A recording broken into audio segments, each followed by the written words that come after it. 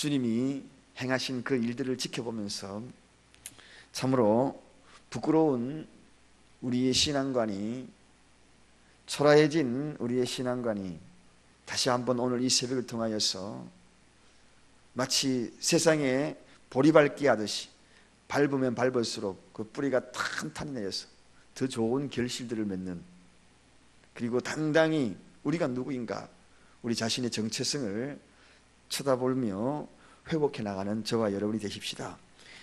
예루살렘 근교의 베다니 마을, 여기에는 마르다와 마리아, 나사로가 살고 있었습니다. 지나간 이야기를 지금 다시 한번 정리합니다. 거기에 예루살렘에서 오실 때 항상 이 집에, 이 자매들 집에 머물렀어요. 그만큼 친분이 있었다는 것입니다. 오죽하면은 친구라고 이야기했겠습니까? 친구 집에 거스름 없이 예수님 이곳에 와서 쉬시기도 하고 그랬습니다. 어느 날 베레아 지방을 전도할 그때에 소식을 듣습니다. 바로 이 친구처럼 여겼던 이 나사로가 병들어 죽게 되었다는 겁니다. 근데 죽게 되었음에도 불구하고 급하게 발걸음을 옮기지 아니하고 예수님은 시간을 더 보냅니다. 이틀이 지나고 그리고 다시 이틀이 지나고 그 집에 도착했을 때는 나흘이 지났다, 그렇게 소개합니다. 나흘이 지났다. 3일도 아니고 4일이 지났다는 것입니다. 유대인들에게는 3일은 그래도 부활 사상이 있어서 그들 마음속에는 소망이 있었어요. 그런데 나흘이 지났다는, 4일이 지났다는 것입니다. 예수님도 3일 만에 부활하셨는데 나사로는 4일이 지났다. 인간의 한계와 절망이 끝자락을 지나치지 못해서 이제는 포기요, 끝이 난 상태입니다. 그런데 끝이 난 상태에서 그게 바로 나흘이 지난 겁니다. 3일도 아니고 나흘이 지났다. 그래서 그것을 한마디로 표현하면 무덤이다. 무덤. 더 이상의 이야기할 것이 없는 무덤. 그 무덤이 어떤 무덤이냐? 냄새나는 무덤이다. 냄새나는 무덤. 이게 나흘이 지난 상태입니다. 오늘 본문에도 냄새가 나나이다, 그렇게 이야기하지 않습니까? 그런데 그 냄새나는 그 무덤 앞에 한 사람이 서 있습니다. 그가 누구입니까? 바로 예수님이 서 있다. 오늘 설교 제목이 뭡니까? 나사로 무덤 앞에 서 있는 예수님. 근데 그 앞에 서서 지금 뭘 하고 있습니까? 울고 있다는 겁니다. 울고 있는 것에 대해서 어제 말씀을 드렸습니다. 그 울고 있는 예수님의 그 눈물, 예수님이 지금 저와 여러분 앞에 울고 계신, 그 우는 것은 통분히 여기면서 우는 거예요.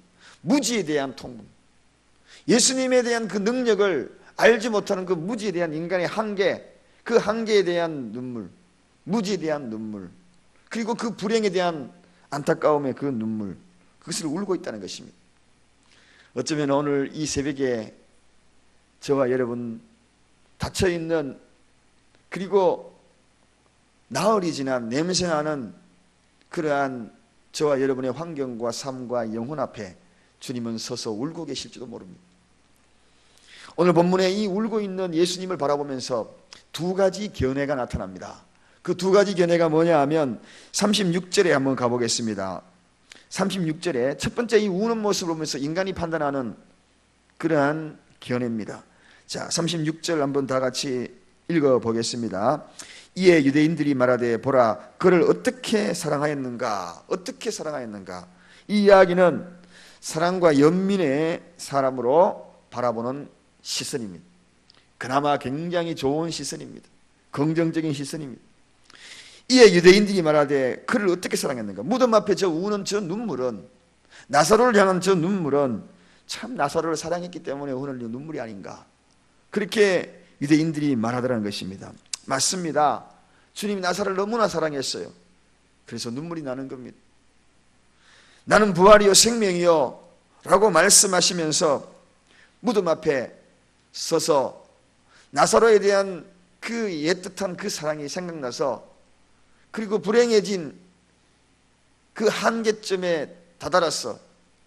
그리고 죽음이라는 그 돌무덤 앞에 갇혀진 그 나사로를 생각하면서 울고 계셨다는 것입니다. 여러분, 인간의 모든 슬픔과 고통 아래 방치하시는 주님이 아니십니다.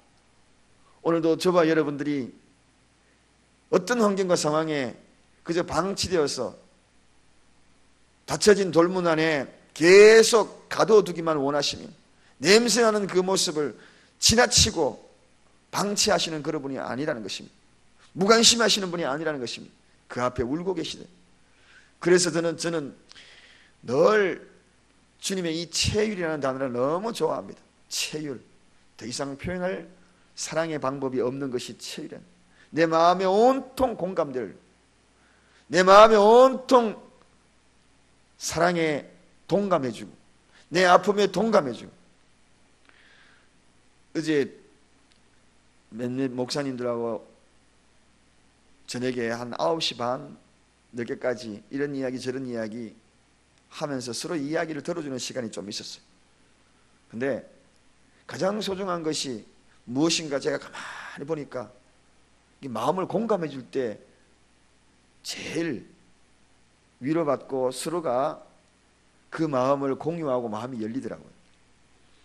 어쩌면 주님이 그걸 너무 잘 알고 계셨기에 나사로의 무덤 앞에 지금 인간적인 심상의 발로 신성 가지신 그분이 지금 울고 계시다는 것입니다. 주님의 눈물 속에서는 그런 사랑과 연민의 아름다운 체휼하심이 있는 것을 보게 됩니다. 그나마 이걸 느낄 수 있는 이들 유대인들이 있었다는 것 조금이나마 주님이 위로받지 않았을까. 두 번째 또 하나의 부류가 있었습니다. 이 우는 눈물을 보고 어쩌면은 이 시대에 살아가는 성도들 가운데도 이런 눈물을, 주님의 눈물을 이렇게 평가하는 사람이 있을 수도 있습니다. 37절 한번 가보겠습니다. 37절 어떻게 또 평가하는지. 자, 다 같이 한번 읽겠습니다. 그중 어떤 이는 말하되 소경의 눈을 뜨게 한 이 사람이 그 사람은 죽지 않게 할 수 없었더냐, 이렇게 이야기합니다. 아니, 소경의 눈까지 뜨게 한 사람이 죽게 하지 않았을 줄을 할 수는 없었더냐. 이 이야기는 뭔가 비웃는 웃음입니다. 다 되어도 소경의 눈은 뜰 수 있어도 죽은 사람은 살릴 수 없다 하고 이야기하는 평가입니다. 우리 주님은 다른 거는 해도 이것만은 못하실 거야. 이 절망 무덤 앞에서, 냄새나는 무덤 앞에서 어떻게 나사로를 살릴 수 있으랴. 한마디로 이야기하면 무능한 예수를 바라보는 시각입니다. 저 한계는 벗어나지 못할 거야. 저분은 소경의 눈은 뜰 수 있었지만 이 정도, 이 한계는 벗어나지 못할 거야 하고 바라보는 그러한 시선입니다. 여러분, 우리가 어떤 문제에 부딪히면 혹시 이렇게 스스로를 생각하지 않습니까? 주님이 이거는 할 수 있어도 저건 못할 거야. 이 한계만큼은 못할 거야. 불신앙적인 시각의 요소로 바라보는 그러한 시선입니다. 차마 처음에는 연민의 그 사랑, 체휼의 사랑으로 바라보는 건 참 그래도 공감대가 주님의 마음을 슬프게 하지 않는데, 바로 이런 부분에 주님은 굉장히 통분히 여기는 거죠. 주님의 능력을 한계선을 걷는 것. 여러분, 곰곰이 생각해 보면 성경의 이야기는 참으로 우리 인간의 시각으로 바라보면 넌센스들이 많습니다. 코미디 같은 이야기들이 너무나 많습니다. 어쩌면 코미디 같은 책일 수도 있어요. 세상 사람이 바라보면 웃기는 이야기일 수도 있습니다. 그런데 그 웃김 속에 사실이 증명되는 것이 바로 성경의 이야기거든요. 오병이어의 기적만도 그렇지 않습니까?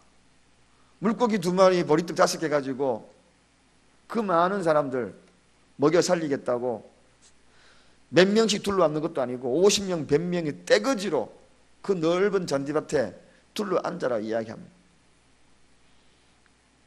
저는 그 장면을 늘 상상을 해봅니다. 마치 그림 그리듯, 푸른 그러한 흙판 위에 그림을 그리듯 다 둘러앉아라. 그리고 물고기 2마리, 보리떡 5개로 나눠줘라. 이게 코미디가 아닙니까? 개그죠. 웃기는 이야기입니다. 넌센스입니다.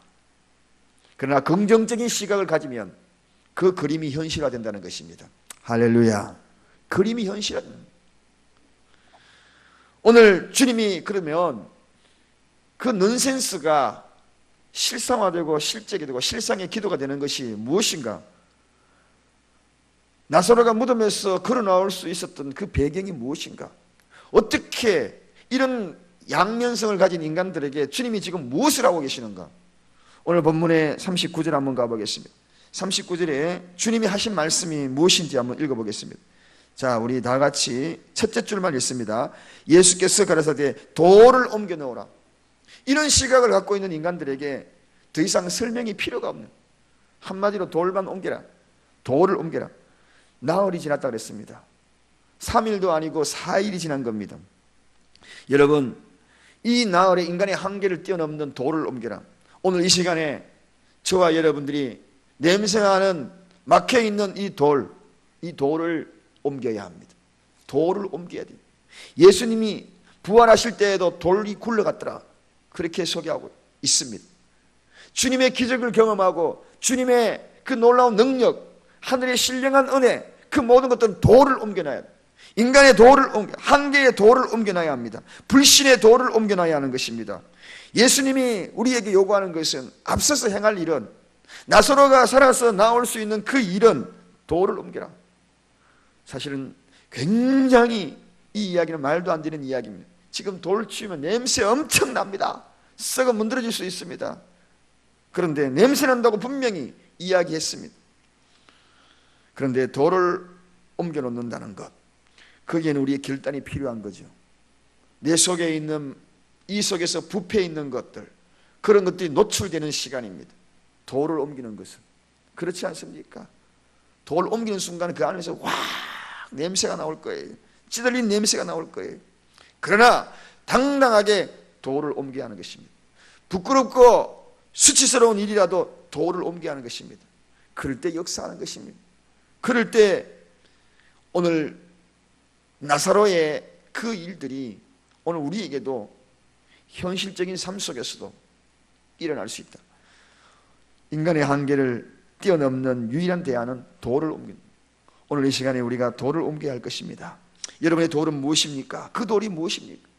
그 돌을 옮기기를 주님의 이름으로 간절히 축원드립니다. 그리고 하신 말씀이 뭡니까? 41절에 예수께서 눈을 들어 우러러보시고 가라사대 아버지여 내 말을 들으신 것을 감사하나이다, 그렇게 얘기합니다. 너무 웃기는 이야기입니다. 여러분, 구하는 게 아닙니다. 감사합니다. 감사합니다. 이 이야기는 더 정확하게 말씀드리면, 본문 앞서서 우리가 11절 12절에 읽어가 보면 거기에 주님이 뭐라고 이야기하십니까? 나사로를 향하여서 나사로가 잠을 잔다 그랬습니다. 그리고 하신 말씀이 내가 깨우러 가노라, 그렇게 분명히 이야기하고 있습니다. 그 이야기는, 이 이야기는 처음부터 이렇게 반드시 나사로가 이런 일을 경험하면서 깨어날 것을 알고 계셨다는 것입니다. 이게 믿음입니다. 이게 우리가 간구해야 될 믿음이 아닌가. 주님 그렇게 될 것을 감사하나이다.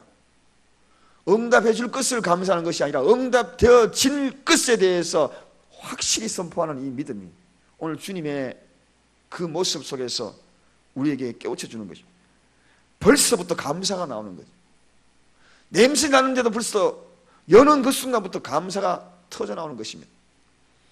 이게 정녕 왜 이런 모습을, 오늘 그 뒤에 가보면 이 모든 것들은 곧 저희들의 믿음을 위함이다. 믿음을 위함. 우리에게 믿음을 보여주기 위하여, 그리고 그 믿음의 결론은 하나님의 영광을 보여주기 위함이다라고 오늘 마지막 결론으로 이어집니다. 믿음과 바로 접목될 때에, 돌을 옮기는 그러한 믿음과 접목될 때에 하나님의 영광의 기적이 나타난다. 사랑하는 여러분, 아무나 감사할 수 있겠습니까? 냄새 나는데, 나흘이 지났는데 어떻게 내 입에서 감사가 나오겠어요? 도저히 나오지 않습니다. 그러나 그 냄새 나는 그곳에서 문을 열고 믿음과 접목될 때에 하나님의 영광이 드러난다. 오늘 주님이 그걸 보여줍니다. 사랑하는 여러분, 말씀을 정리합니다. 내가 믿으면 하나님의 영광을 보리라. 이게 40절의 결론이었습니다. 돌을 옮기고 내가 믿으면, 그 믿음이 무엇으로? 감사로 승화되는 거죠. 감사로. 믿음의 결론은 감사합니다. 그럴 때에 하나님의 영광을 보리라.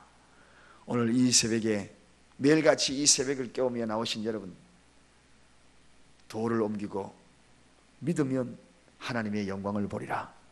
믿는 순간에 나도 모르게 감사가 막 나와. 이루어질 것을 기대하는 것이 아니라 이루어진 것에 대한 확신의 감사, 구하는 감사가 아니라 구해진 결과를 놓고서 믿음으로 선포하는 그 감사, 그것은 곧 하나님의 영광이 됩니다. 이러한 마음으로 기도하는 오늘 아침이 되기를 원합니다. 할렐루야. 어떤 분이 그러시더라고요. 말씀이 너무, 하나님 말씀을 요즘 들을 때마다 고소하다, 고소하다, 군밤 껍질 까는 듯 고소하게 느껴져요. 하나님 말씀이 여러분의 마음속에 고소하게 오늘 아침에 군밤 껍질 까가 입에 쏙 넣고 믿음으로 감사하며 돌아가는 오늘 하루가 되기를 간절히 축원드립니다. 기도하겠습니다.